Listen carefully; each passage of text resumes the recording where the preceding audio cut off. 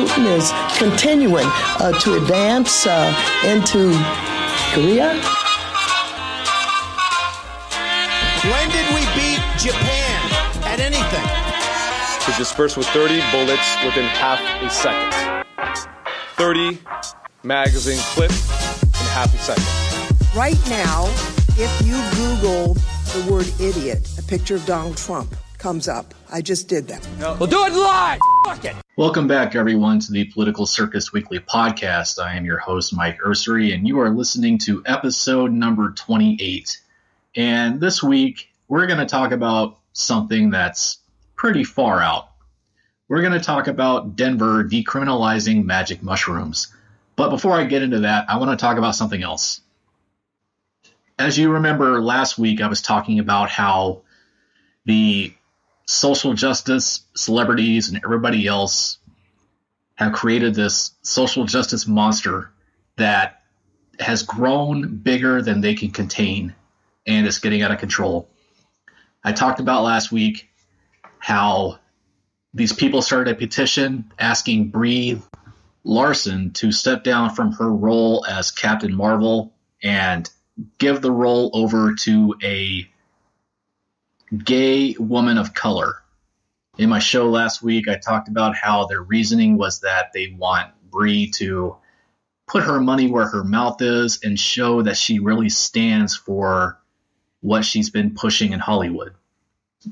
That is giving more roles to people of color and people of the LGBT community. So they want her to step up and show that she means what she really says. And now I'm not really going into the whole a Marvel character is going to come out as gay. If you didn't see that this week, I saw it this week on the Entertainment Weekly website, EW.com. Marvel had said that in the next Marvel movie, because there will be more Marvel movies coming out, it didn't stop with Endgame.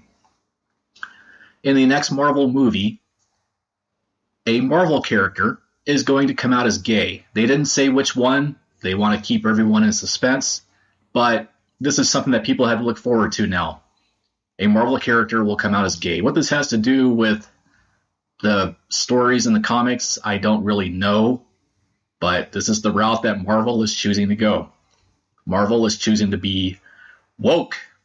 What I want to talk about before the main topic today, I want to talk about how the wokeness monster is now invading sports, in particular baseball.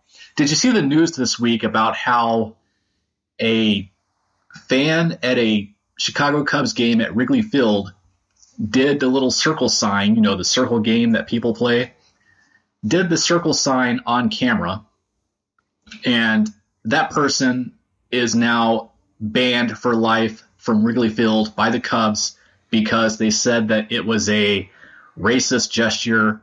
They called it a symbol of hate because people still think this is a white power sign, even though it's not.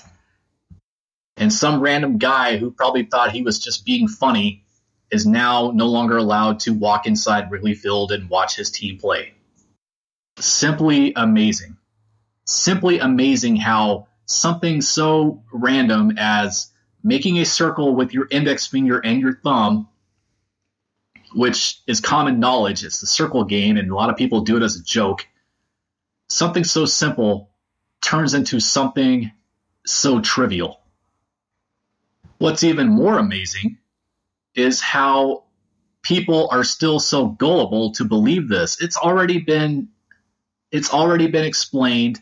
It's already been revealed about how this was just a 4chan prank. Somebody on 4chan started this thing about how making that sign with 3 fingers pointing up to represent a W and your index finger touching your thumb, making it into a circle, connecting to your arm represents a P, about how this is a white power sign. It's not. It never was. And yes, I know white supremacists are using that now, but that's not because they took this circle thing and made it as their own. No, they're doing it as a joke because, honestly, the fact that people are believing this is monumentally stupid. This hoax about the white power sign got out. The media caught wind of it. They ran with it because Well, if you do that, you can make conflict, and nothing boosts ratings and clicks quite like conflict, am I right? They ran with it, used it to paint this narrative that there are racists everywhere, even though there's not. Look, I'm not saying that racism doesn't exist in America. It absolutely does. But to say that it is this widespread epidemic is completely false. So this guy gets a lifetime ban for something so random. And what really added fuel to the fire with this is that he did it while he was behind a black person named Doug Glanville. Doug Glanville is a former major leaguer. He played for the Cubs for a while. I don't know where else he played in his career, but that really doesn't matter right now.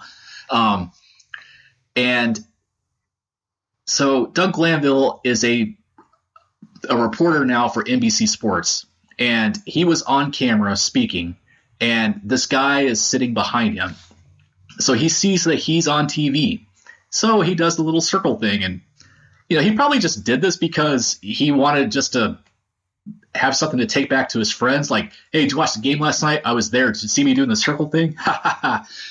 And I'm not quite sure how this blew up into him getting banned, but somehow it did because someone saw it and they thought it was the white power sign. They thought that he was doing a racist gesture and, oh no, he's doing it behind a black man.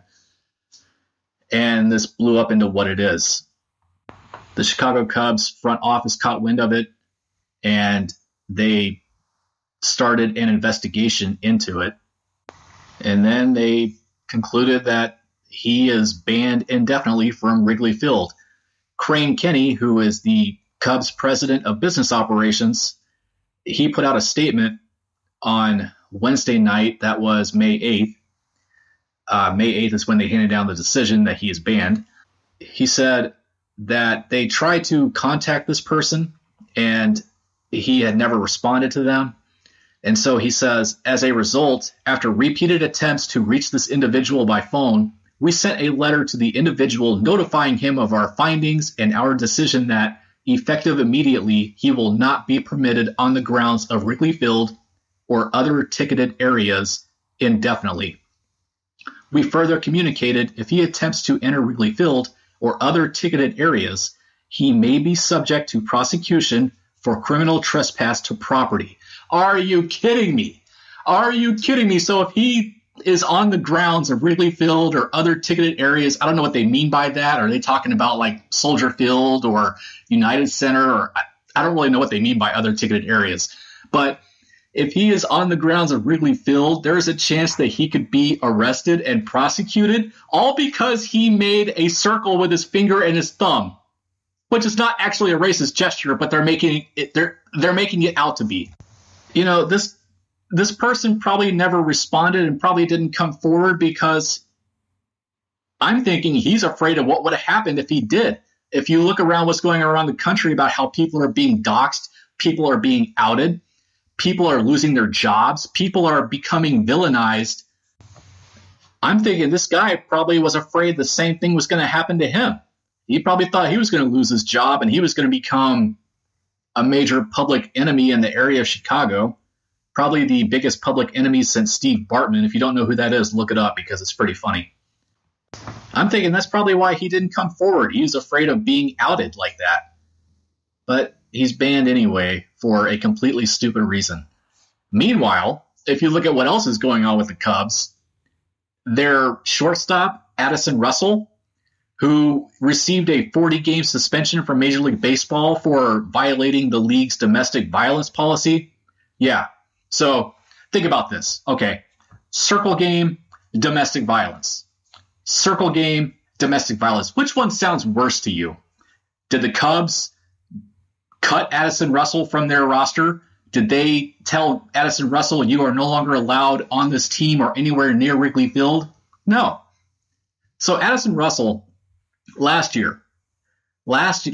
season, his ex-wife, she put out this long post on her Instagram describing what it was like to live with him, about how he abused her physically, mentally, emotionally, psychologically, and I I tried reading through this, and I had to put my phone down a couple of times because the stuff that she described was awful.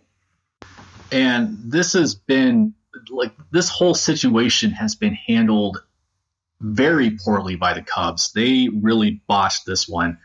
Like, for example, so the first time that his ex-wife had ever spoke of allegations was in June of 2017. Last season, while now she didn't explain them in great detail like she did last year, but she did say that there were things that were happening. MLB tried to do an investigation. She refused to cooperate with it, probably because she was terrified. And so even though there are allegations of domestic violence involving Addison Russell, last season, so every player has a walk-up song. That's a big part of the in-game experience at Major League Parks. Every player has their own song. When they go up to bat, that song plays. The song that Addison Russell chose, Michael Jackson's Beat It. Why? Why would you not tell him to pick a different song, first of all?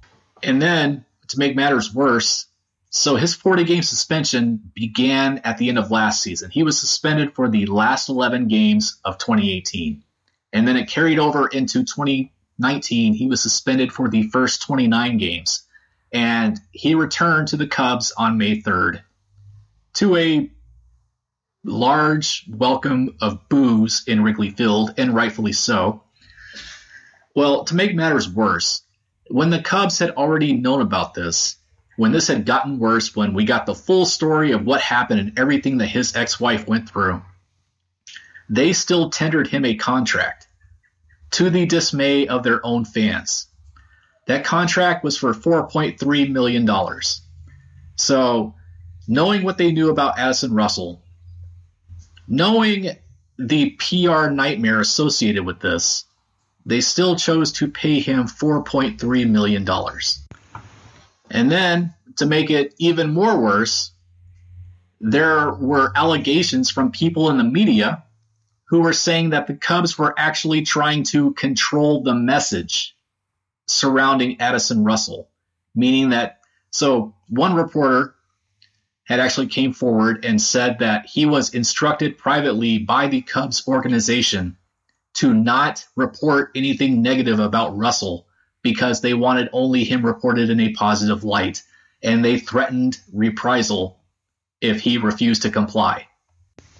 The team has disputed that report, and they said it is unfounded. It really wouldn't surprise me if they actually did that, though. I mean, they paid Russell $4.3 million knowing what they knew about him. They also traded for Aroldis Chapman, a person accused of domestic violence back in 2016, and he was a big part of their World Series run. But in doing this, they send a really bad message. If you are an athlete who can win us games, we will pay you millions of dollars, even if you are a domestic abuser, even if you have actually violated laws. In an effort to win, we will still keep you on this team, even if our fans don't approve. But God forbid if you make a circle with your finger and your thumb. Oh, if you're playing the circle game, you got to go. No, we don't want you here. You got to go. Sorry. Absolutely ridiculous. I think I spent more time on this one topic than I wanted to, but that just demonstrates the absurdity of the whole thing. Wow, people are stupid. I say that to myself at least 50 times a day. It's kind of becoming my mantra. People are stupid. But for now, I'm going to get into the main topic of today's episode. You probably saw the news earlier this week. Denver has become the first city in the United States to decriminalize magic mushrooms. I wrote about this. I wrote an article about this week.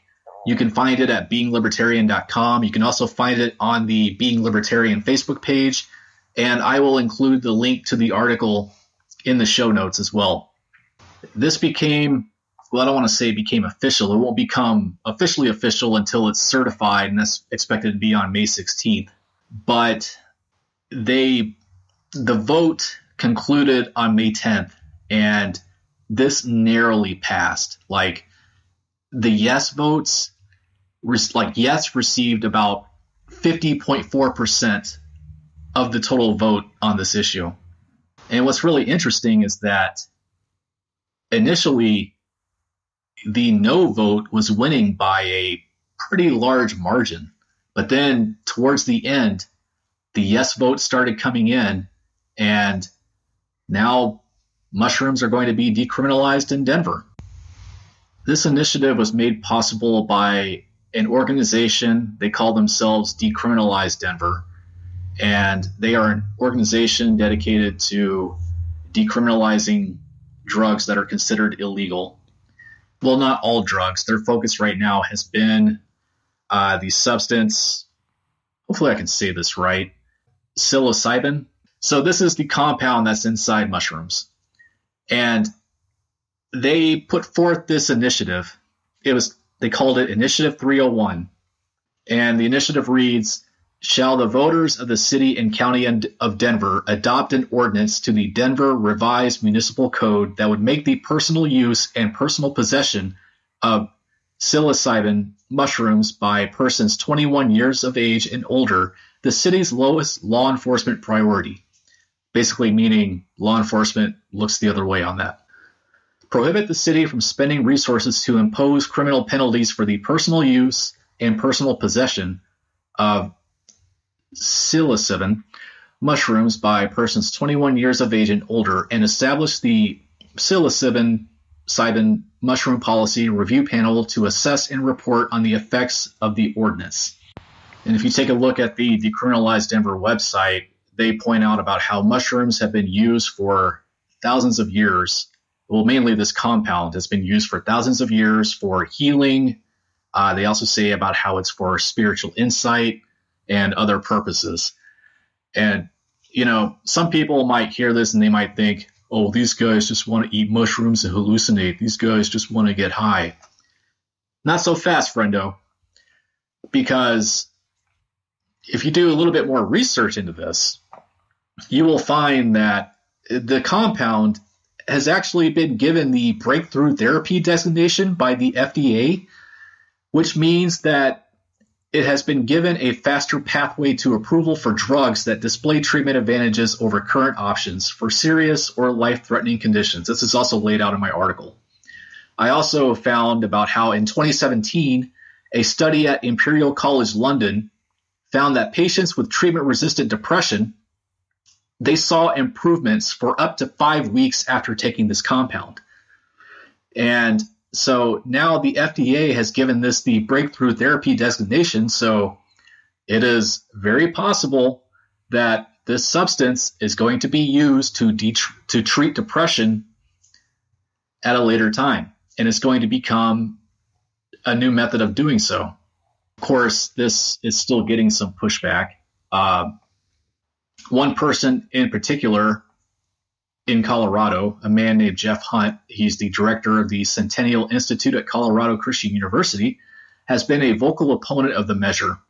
And he says that Denver is becoming the illicit drug capital of the world, and that he will continue to fight the growing drug culture. And this man apparently was pretty surprised by the vote results, because overnight, there was a 7,000 vote swing that made this measure pass. And this man, he has no proof of this, but he's still alleging, and he said in a tweet, we encourage the Denver County Clerk to identify any tampering related to the vote. If any illegal activity is found, we encourage investigation and prosecution. Interesting. Okay, so you didn't get what you wanted, and it nearly defeated in pretty dramatic fashion. So now you're alleging vote tampering. Interesting. If he's going to allege vote tampering or any other illegal activity pertaining to this, he needs to show some proof. Remember, the burden of proof is on the person making the accusation, not on the accused. And I say this because vote tampering is a crime. And if he is going to allege that a crime is being committed, he needs to show some proof.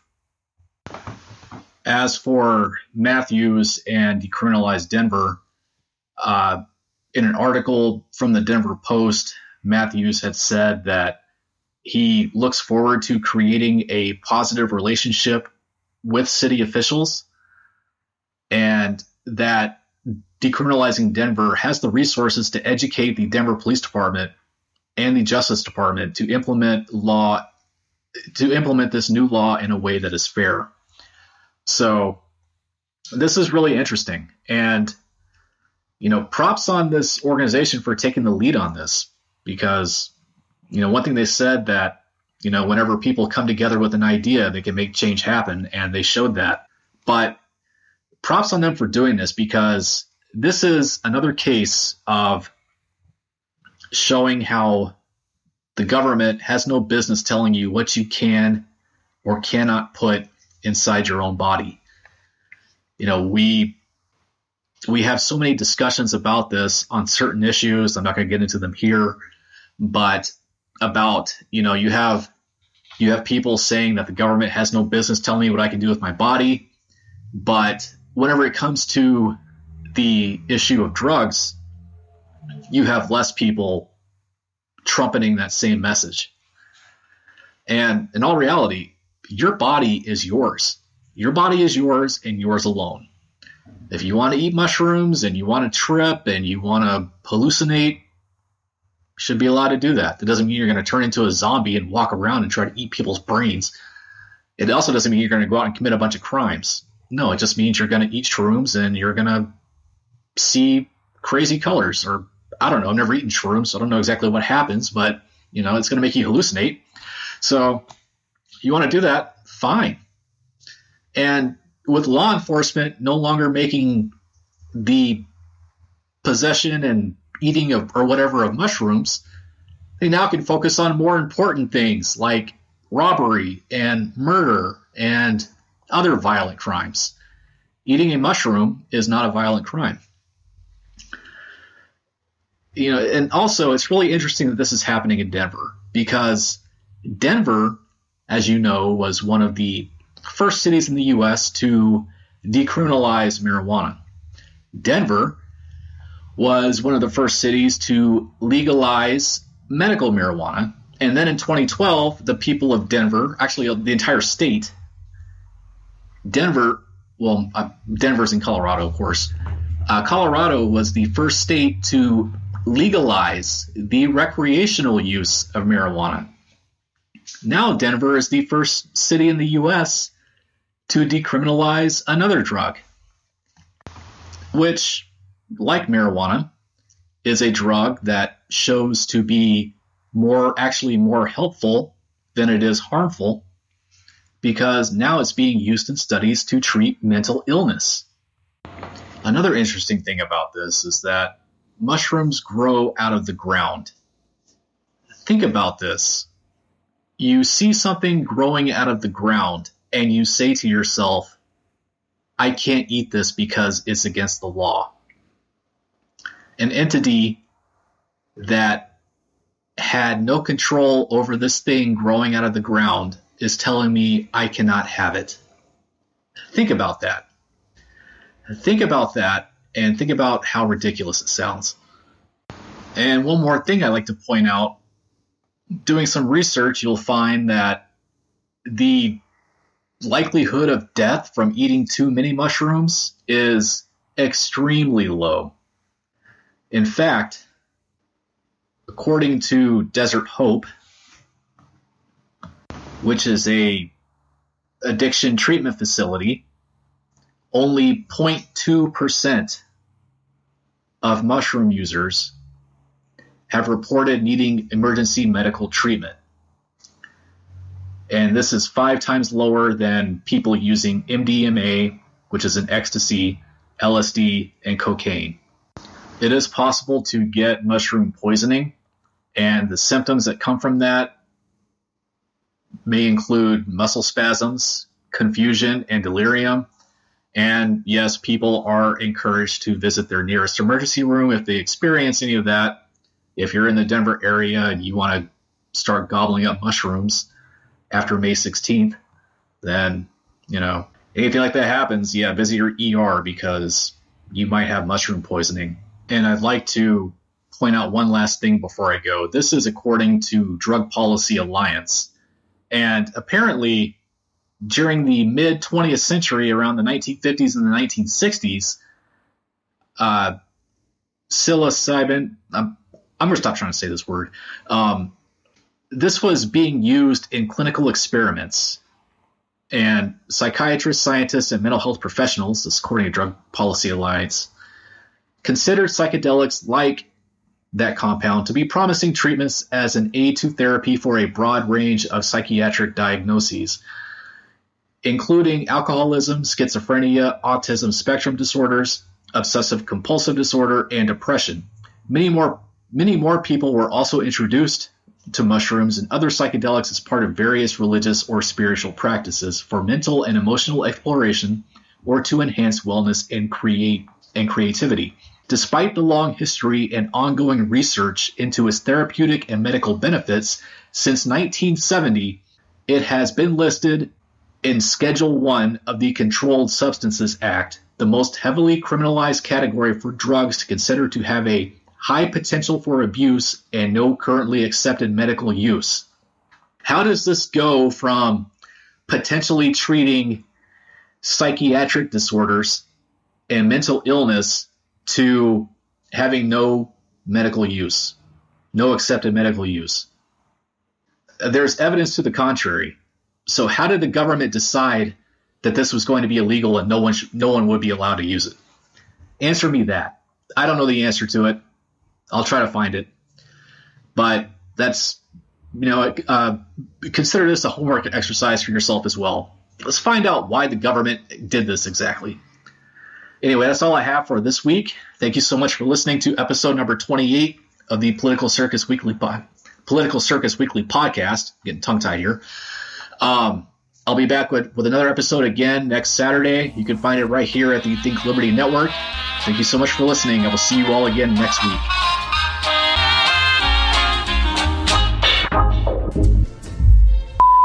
Thing sucks.